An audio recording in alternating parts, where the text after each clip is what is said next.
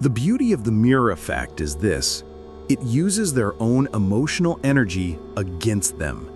You don't fight the fire, you let them burn in it. And the crowd feels it. They see someone launch an attack, and then they see that attack bounce back like a reflection, exposing the attacker's weakness. Which side looks strong now? Not the one talking too much, not the one scrambling, but the one who held still, let the accusation hit air, and calmly dropped one surgical line that shifted the entire frame. This is the coldest power. Not defending yourself, not fighting back, just letting their own words become their collapse. Because Machiavelli understood, your enemies will always overreach. They will always push harder than they should. And if you let them, they'll destroy themselves while trying to destroy you. All you have to do is hold the mirror. Think of the most powerful people you've ever met. Not the loudest, not the friendliest, not the ones who tried to prove they were good. No. Think of the ones who made you pause. The ones who didn't rush to explain. The ones who could sit in silence without flinching. The ones who made you second-guess yourself just by holding your gaze. That's the essence of power. Not words, not proof, not defense. Mystery. Machiavelli understood this centuries ago. He knew the human mind hates uncertainty. When there's silence, the brain fills the gaps, and it doesn't fill them with weakness, it fills them with strength. Because people always overestimate what they don't understand. Say someone accuses you of being cold, arrogant, selfish. If you rush to deny it, you look guilty. You look like you care. You look like you need them to believe otherwise. But if you say nothing, if you hold still, calm, detached, suddenly the silence becomes unbearable. Why didn't he react? Is it true? Or is he so far above this that it doesn't matter? What does he know that we don't? And now the accuser is left standing alone, exposed, questioning themselves, while everyone else in the room is forced to interpret your silence. And here's the Machiavellian secret. Interpretation is always more powerful than explanation. Explanation is weak. It limits you. It boxes you in. Interpretation is endless. It multiplies. It grows in the minds of others bigger than anything you could have said. That's why mystery is terrifying, because people don't know where you stand. They don't know what you're thinking. They don't know what you'll do next. And fear doesn't come from what is known. It comes from what is uncertain.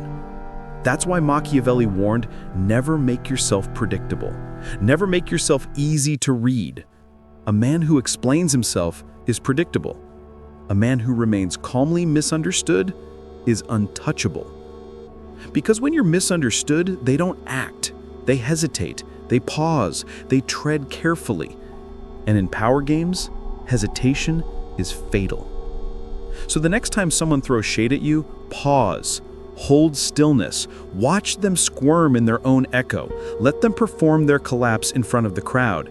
Because silence, when delivered with presence, speaks louder than any defense ever could. It creates fear. It creates respect.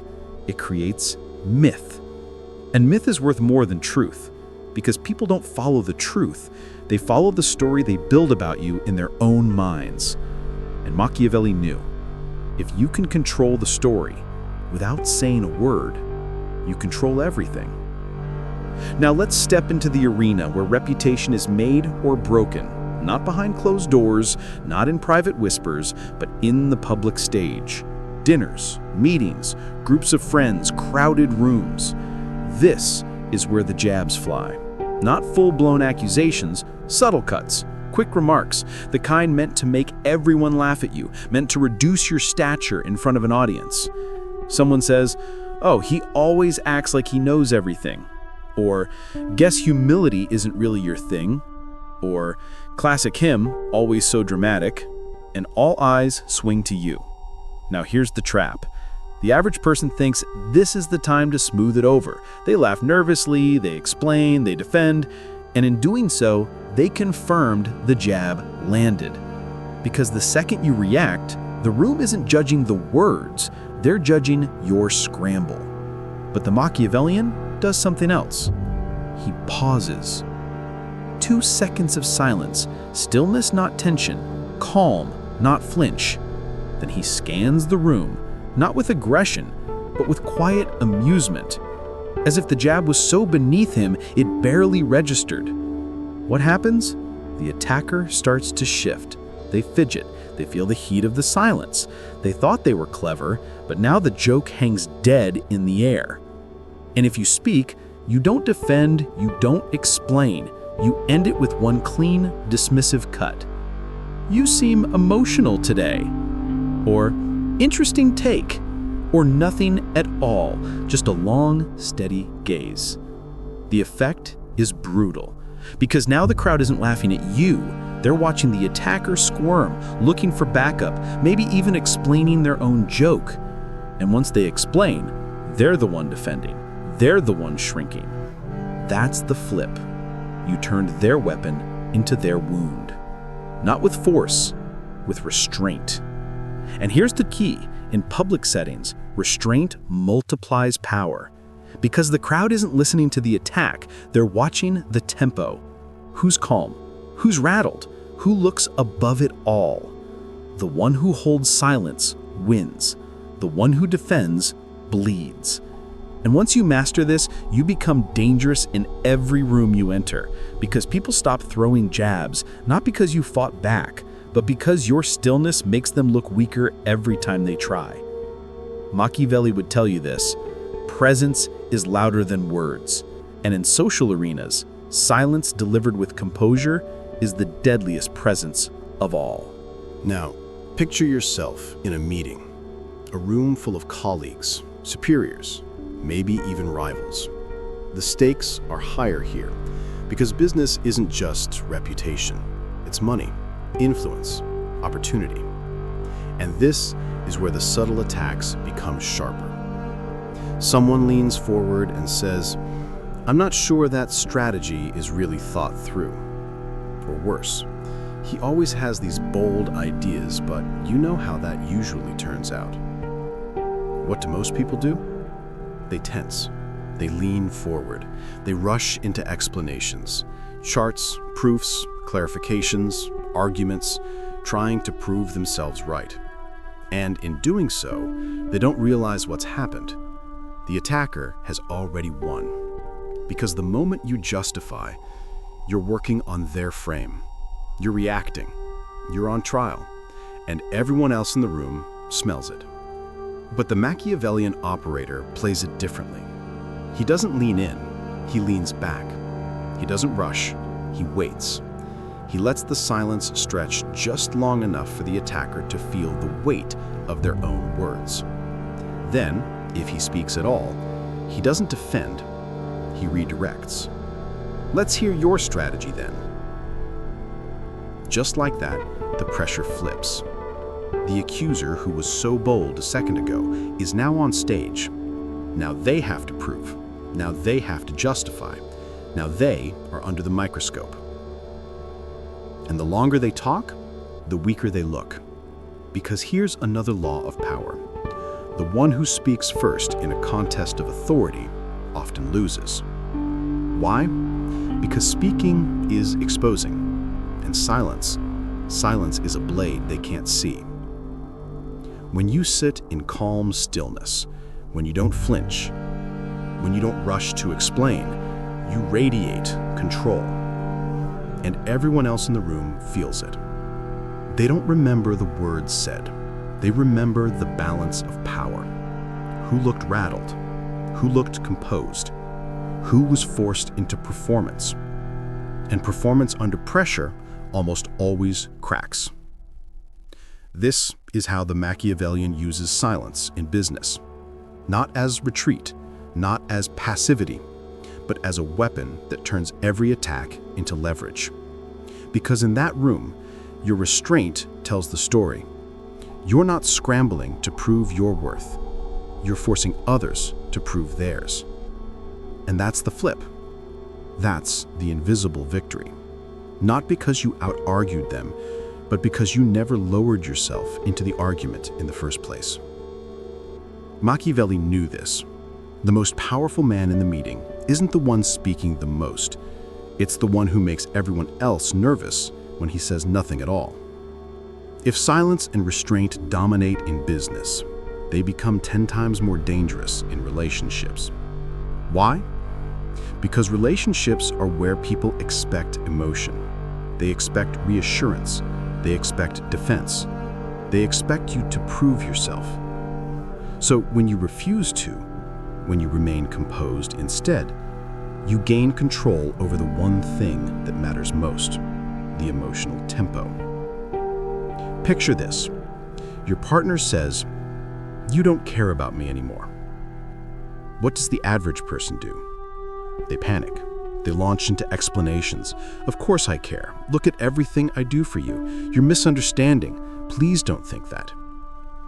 It sounds loving. It feels loving. But in the Machiavellian sense, it's weakness. Because the second you defend, you've admitted their frame. You've agreed to the idea that your love is on trial.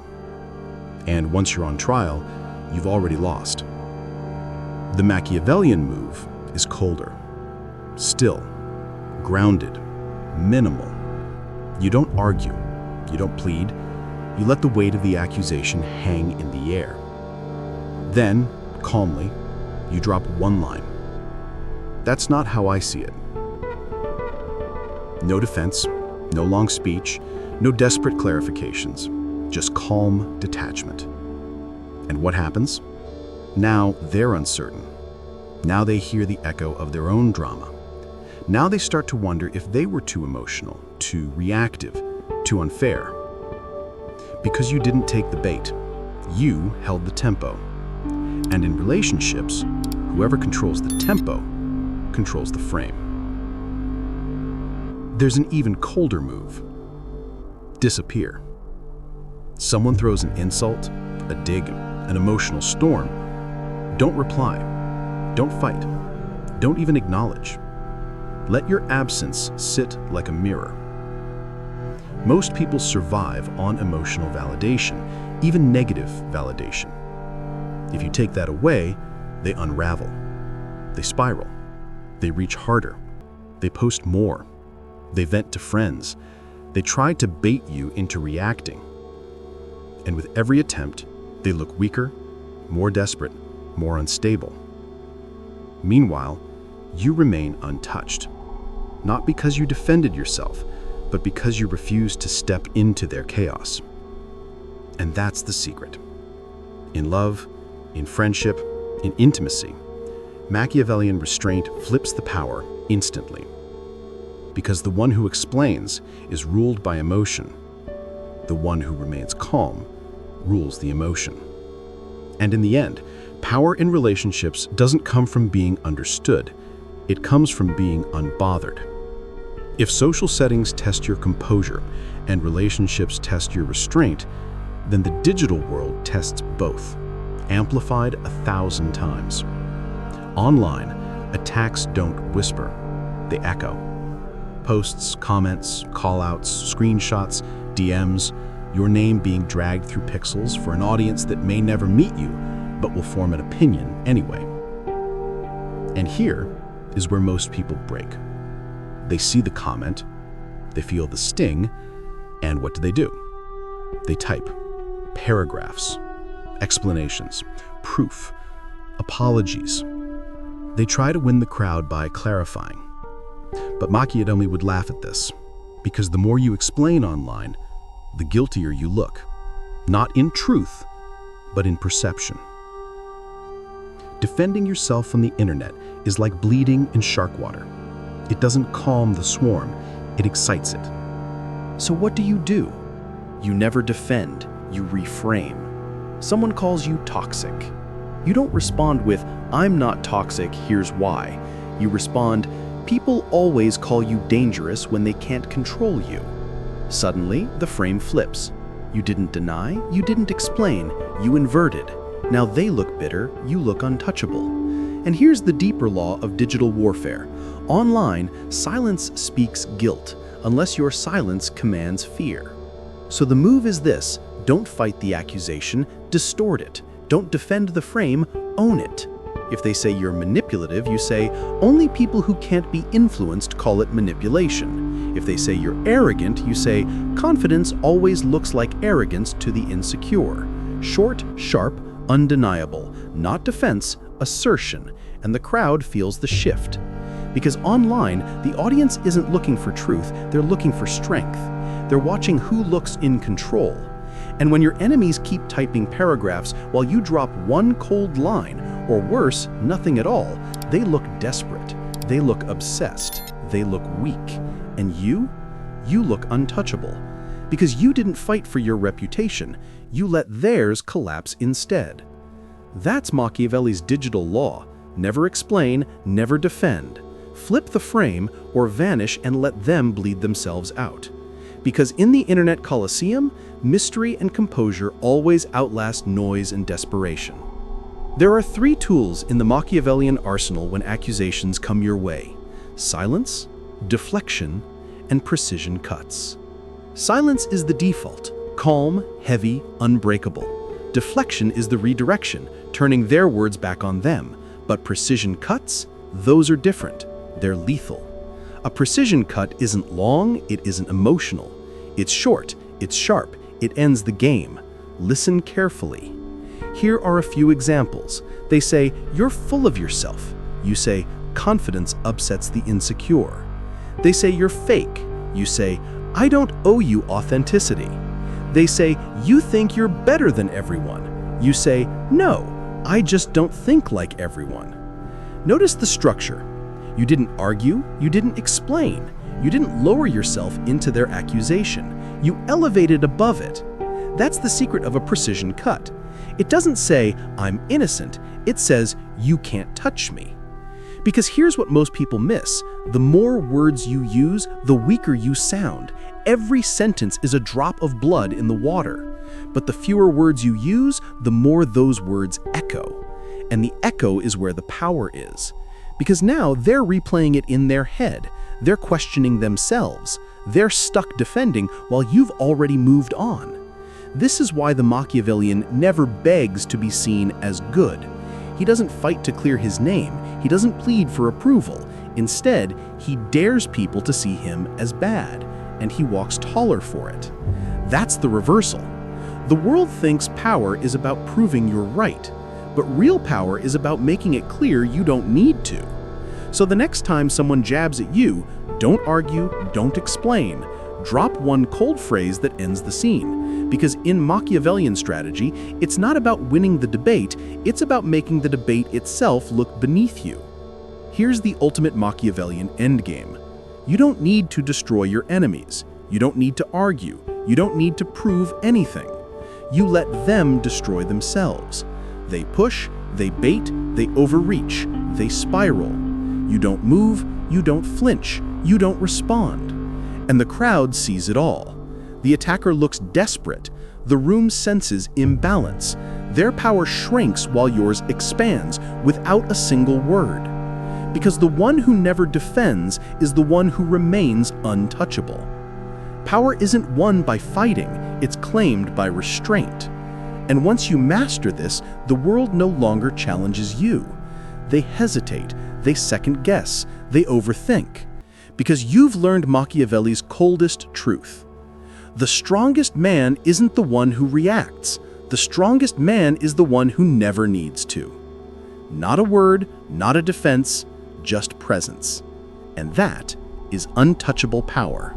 There's a moment. It happens fast. A glance, a word, a sudden jab. Someone questions you, your motives, your value, your character. Maybe they laugh while saying it. Maybe they say it straight. But either way, the room turns, the eyes shift, and all of it lands on you. And in that moment, the average person does the one thing guaranteed to kill their power. They defend themselves. Wait, that's not what I meant. No, you misunderstood. I didn't say it like that. I would never do that. It sounds reasonable. It feels noble. It even feels necessary because we've been trained since childhood to explain ourselves, to justify ourselves, to clear our names. But here's what Niccolo Machiavelli knew. The instant you defend yourself, you've already lost. Why? Because defense is an admission. It says, you have the power to judge me, and I accept your trial. The very act of justifying yourself is surrender. You've lowered yourself to their frame. You've told the room their accusation matters enough that I must answer it. And in power games, that moment is fatal. The second you defend, you give them what they wanted all along, your reaction. The strong do not explain. The strong do not flinch. The strong let the silence burn. Because the one who defends himself looks guilty even if he's not. And the one who refuses to defend looks untouchable even if he's guilty. That's the paradox Machiavelli mastered. And if you can master it too, you'll flip the frame instantly. Let's break the illusion. Most people believe defending themselves clears the air, that if they explain enough, clarify enough, repeat themselves enough, people will finally see their truth. But the truth is this: defending doesn't clear the air, it clouds it. Because when you defend, you're not in control anymore. You're playing on their field with their rules inside their frame. Think about it. The moment you explain yourself, what are you saying without words? You're saying, you have the right to question me. Your judgment matters. Your approval is my oxygen. And once you hand them that authority, you've already crowned them king. They own the narrative. You've made yourself the defendant, and in that instant, you've already admitted the possibility of guilt. That's why even when you're right, you still look weak. Because only the weak rush to justify. The strong don't chase approval. The strong let the accusation hang like smoke. And here's the darker truth. The crowd isn't really listening to the words. They're watching the energy. If you defend yourself, you look rattled. You look emotional. You look like someone under siege. If you don't, if you sit in silence, still, unfazed, the crowd starts to wonder, why didn't he react? Is he above this? Does he know something we don't? Now the accusation loses weight not because you disproved it, but because you didn't need to. You forced the burden back on the attacker. This is the Machiavellian law. He who explains submits. He who does not compels others to explain for him. That's why silence feels so heavy. It isn't passive, it's a weapon. And silence breaks people. It makes them restless. They fidget. They repeat themselves. They overplay. They keep pressing, desperate for a reaction that never comes. And the longer you stay silent, the more unstable they appear. Suddenly the crowd isn't judging you anymore. They're judging the accuser. Not because you fought, but because you refused to. That's the shift. That's the flip. That's why defending yourself is always a loss, and why refusing to defend is always the win. Here's the move that separates amateurs from operators. Silence is powerful, but sometimes silence isn't enough. Sometimes you need to take the blade that was meant for you and twist it back into their hand. Machiavelli called this the turn of the blade. Do not meet the sword with a shield. Let the attacker fall on his own steel. How? By turning the accusation into a mirror. Imagine this. Someone says, "You're arrogant." The average person, they panic. "I'm not arrogant. I promise. I just believe in myself." But the Machiavellian, he smiles and says, "Strange how confidence makes people so uncomfortable. See what just happened? You didn't defend. You inverted. Now arrogance isn't your flaw. It's their insecurity exposed. They say, "You're manipulative." You reply, calm as stone, "Only people who can't be influenced say that." They say, "You're fake." You respond, "Everyone says that when they stop getting what they want." Each line is short, sharp, surgical, and most importantly, it doesn't sound defensive. It sounds dismissive, cool, untouched. That's the frame flip, because the second you force them to explain themselves, the roles reverse. Suddenly, they're the one scrambling to clarify. They're the one justifying. They're the one bleeding.